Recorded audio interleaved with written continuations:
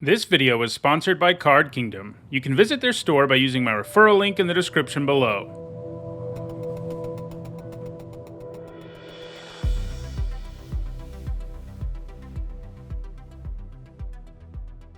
Hi everyone, I'm Nizzanotes, and today is Saturday. That means it's time for Nizzanotes, my weekly vlog series about limited magic. Today I'll be doing a video I do, every limited format at some point, where I take a look at 10 cards that are bad and that you should stop playing because they do more harm than good, according to the data. And that's what we're doing today for March of the Machine. As usual, when I do this type of video, I use data from 17 Lands. If you don't know 17 Lands, you can check them out at 17lands.com. You can get a whole bunch of data about limited formats on 17 Lands. It takes, a bunch of data from Arena and tells you what win rates of cards are, where people are taking them on average, stuff like that. So, as usual, I like to start with sort of a baseline card, a card we can all agree is not especially amazing, but that usually makes the cut as sort of a baseline so you can see where, the data is on a card like that. And that baseline I want to use is Wary Thespian. So this card has a 55.3% win rate, and it's picked around the 8th pick. So, this is a 2-mana 3/1 that has, Surveil triggers are nice. That's some real card selection. It's a perfectly solid card you play a lot of in your green decks, but it's also nothing special. Being picked around 8 is probably about right for this card with this win rate. As we'll see though, there are a bunch of cards with significantly worse win rates that people are taking on average around the same spot or even higher. And we're going to look at those cards and discuss why it is those cards haven't really worked out in this format and why you should stop playing them if you want to be winning more. One thing to keep in mind, normally the win rate for if you took every Magic player in the world, it's 50% because someone has to win every game and someone has to lose every game, right? The people who play on 17 Lands, who have their limited data looked at and everything, are better than normal though. So the average win rate on 17 Lands is significantly higher. So the average win rate on 17 Lands, the total win rate, I guess, the win percentage, I should say, is 54.8%. So a card like Wary Thespian is just a little bit better than solid, right?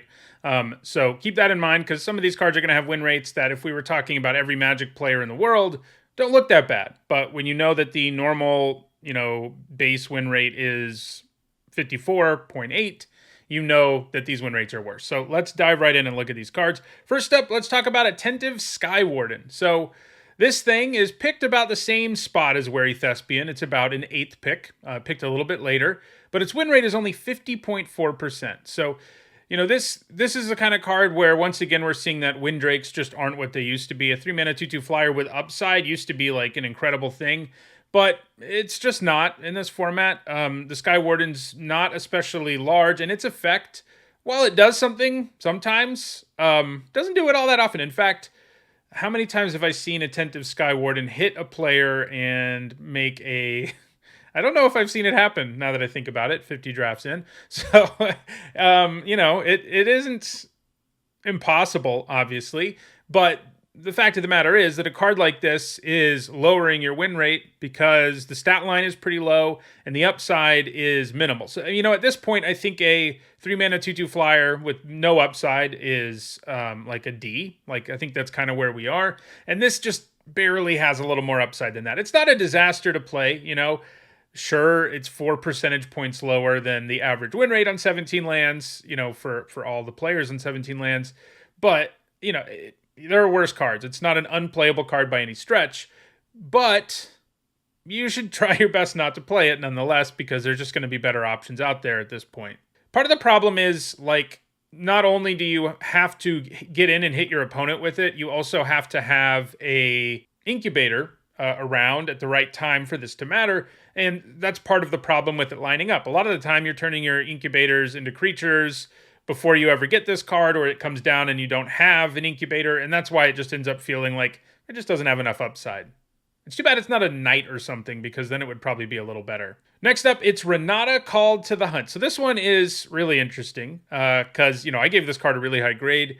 It was very good in Theros Beyond Death. A 4-mana, 4/3. I mean, it's power changes and stuff, but the effect that every time you play a creature, it gets a counter on it, that seems really good to have on a body. But In a format that has this much good removal in it, this 4-mana creature with only 3 toughness ends up being wrecked a lot of the time by like 2-mana removal spells. And that kind of tempo really hurts. You do have to wait a full turn usually to unlock the full value of Renata. Like you can't play Renata and then play something and get a counter on it. It just doesn't work that way.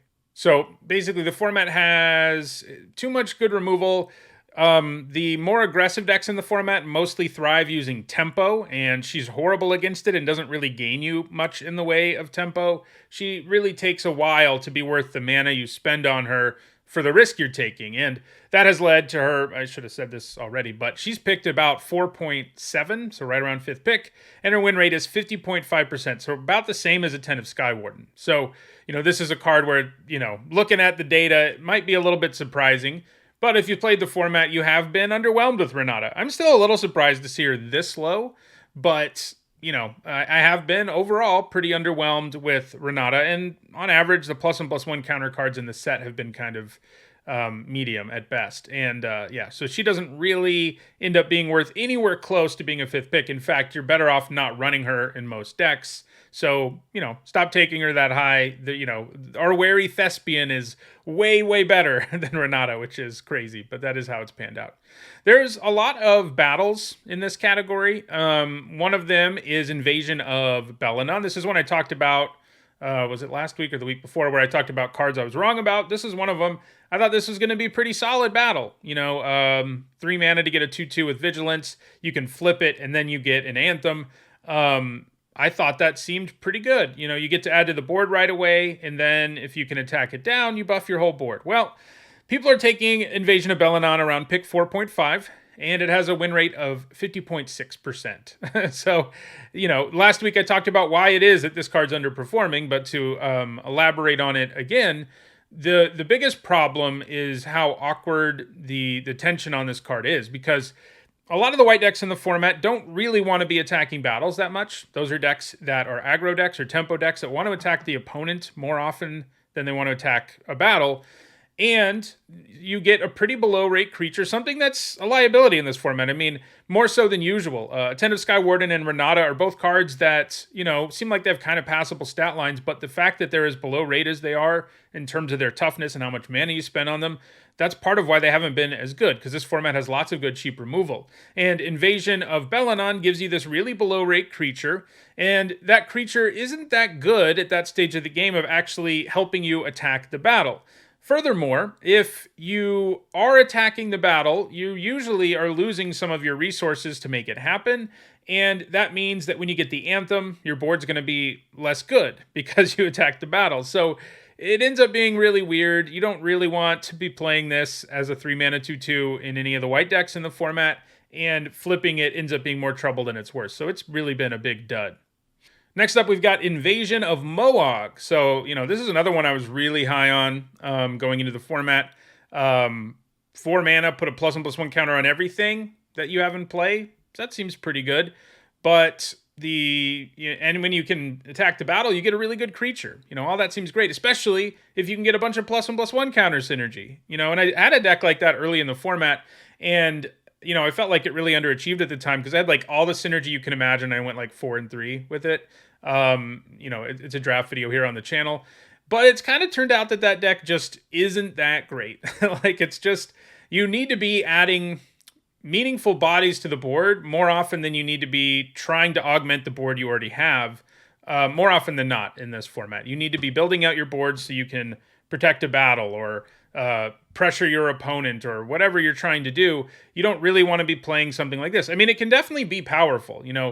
None of these cards have a 0% win rate, right? I mean, some of these cards can help you win a game in the right situation. And if the game has gone long and you have an Invasion of Mohawk somewhere in your deck and you've gone really wide, but you can't quite finish off your opponent, obviously drawing, it's going to be amazing.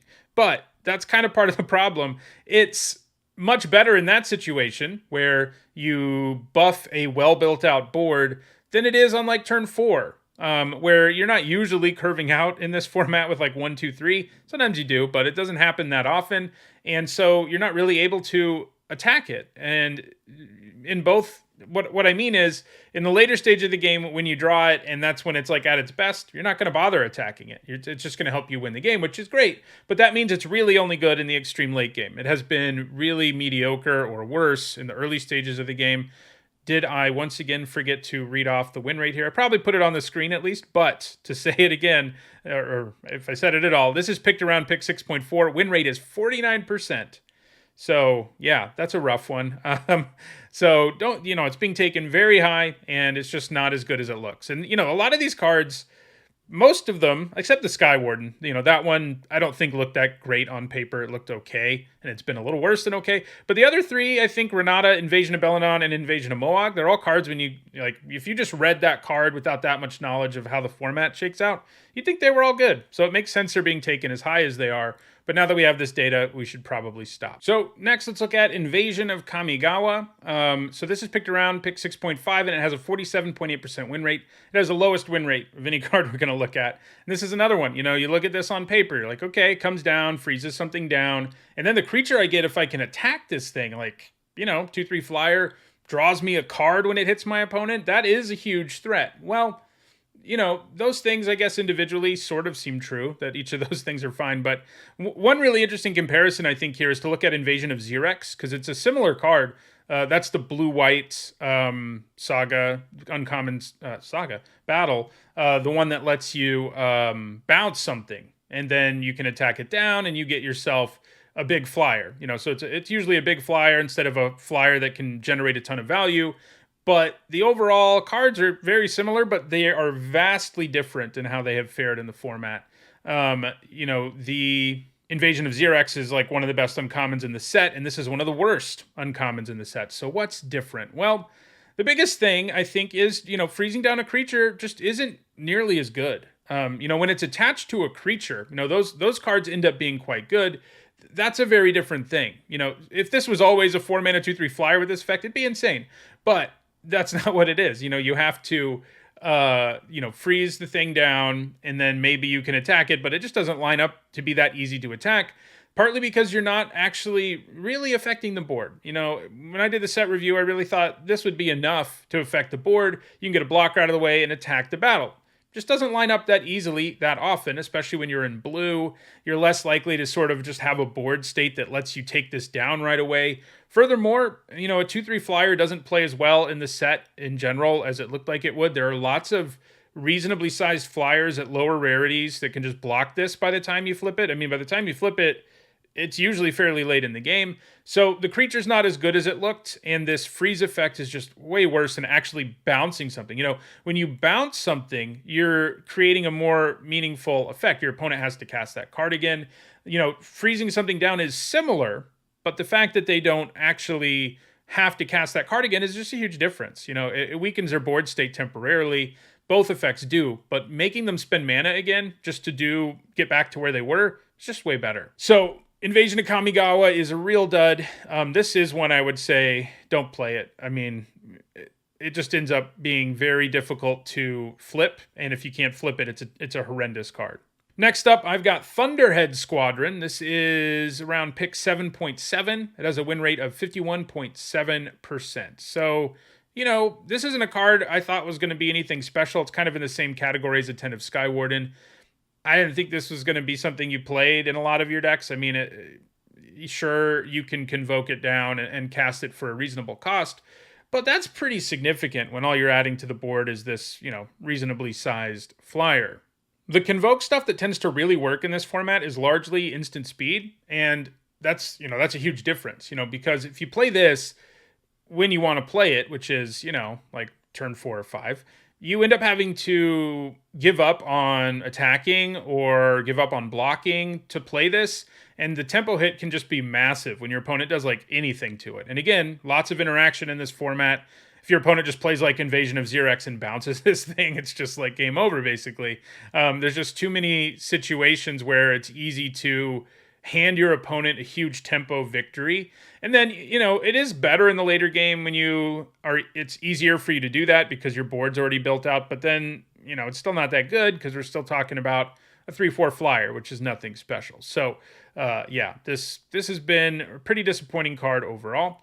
Next up, I've got Flitting Gorilla. I will say, of all the cards that I'm going to talk about here, this is the one that's the least bad. It's picked around the 9th pick, so it's not as crazy early as a lot of these are, and it has a 52.6% win rate. So, but this is kind of like Attentive Skyward, and obviously it comes out as a little bit better. Both of them are 3-mana 2/2 flyers with questionable upside. The Artisan mills both players when it dies, and then you can get a battle or creature back and put it on top of your library.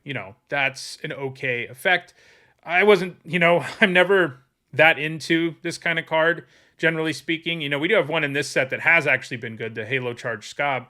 But this kind of card that lets you return a card from your graveyard to the top of your library, it's way worse than it sounds. It's just card selection. You don't gain a card of value, and you have to wait, a whole turn in most cases to actually get the card. And you don't even always have a card that's worth putting on top. And so your fail case is this 3-mana 2/2 flyer, which we've already discussed just isn't good enough anymore on its own. So, it has negligible upside, just like Attentive Skyward, and it is a little more meaningful, especially in the later stages of the game where sometimes you do have something crazy to put on top of your library, and having to wait a turn for it isn't necessarily the end of the world if the game has gotten late, but it's still a pretty bad card. Next up, I've got Invasion of Muruganda. This is our last battle. This one's picked around pick 6, has a 51.2% win rate. So, yeah, this is another one. Going into the format, my sort of rule was if the battle affects the board or it's cheap, it's going to be pretty good and limited. And, definitely the cheap ones have turned out to be good. There's not really one among them that is a dud. And I guess Invasion of New Capenna has been a little disappointing maybe, but most of the ones that cost like 2 are great. Some of them, they're some of the best uncommons in the set, some of them. But the more expensive they get, how much they impact the board really matters. And Invasion of Muruganda, it costs 5, and it's basically making you pay 1 more than you usually would or want to, maybe even 2 more these days for this effect, which is +1/+1 counter and fight something. And I thought that would be okay because maybe you remove a thing and then you can attack your opponent and flip the battle. And yeah, sometimes you can do that. But the fact that this costs so much, like fight effects get way, way, way, way worse the more they cost because you really have to pick your spots with them. And that's because your opponent can interact in any number of ways that just blow you out when you use a fight spell. They can kill the creature you're fighting with, the one that you're targeting on your side of the field, the one you're putting the counter on. And that's horrible. Then the other options include using a trick on their creature so that it just wins the fight, So you have to pick your spots with fight effects, and the ones that are good are usually like 3 mana or less. So 5 is a lot, and it's harder to find a window where you can actually pull this off without a massive risk than I sort of expected. Again, interaction being really high in this format, instant speed, interaction, partly because of Convoke and stuff, is a huge factor in this format. And so cards that are this expensive that have, this has a very high risk aspect to it, and the reward, it's kind of medium, So that's what ends up making this card a lot worse than it might look when you first read it. And then the last card I want to look at, we did look at Renata earlier, so this is our second from the Multiverse Legend sheet. It's Taser Karlov. So 48.8% win rate, picked around 5.2. So yeah, I thought this was going to be decent. This is another one, that on paper, you're like, yeah, we've seen this card before. It was solid in original, I guess it was Guild of Ravnica or something. It was, whatever set from that series of sets had the Orzhov in it. That's what this was from. And, this set, one of the black-white themes is counters, the incubator counters, right? The incubator tokens, rather. And so she can make more of those for you. That seems good, right? And some things even die and give you incubators. So triggering things like that more than once is good. But this is another spot where the bad stat line really is a problem. This thing is like a liability in combat even on turn 4 most of the time. And then, kind of like we saw with the Skyward, and actually having things line up correctly with all your incubator stuff is hard. You do have a lot of it, especially if you're in black-white, but you don't have so much that you're consistently playing Taser Karlov and then getting 2 incubators, Plus, it is good to double those tokens. Obviously, it's better than not doubling them, but the fact that you have to pay mana for them does make the fact that you can double them a little less meaningful. In the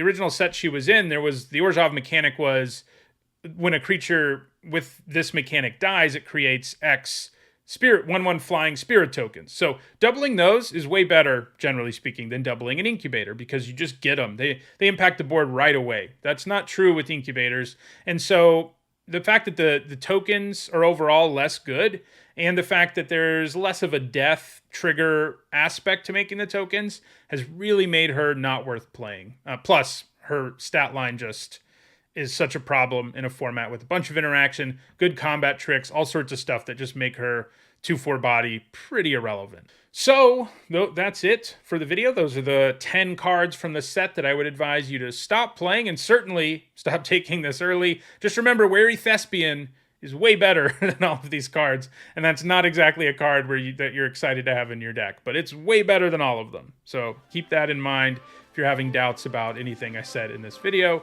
If you enjoyed this video, don't forget to like it and share it. If you want to make sure you catch future videos, don't forget to subscribe. If you want to catch up on past videos, you should see a playlist on the screen shortly. Thanks for watching.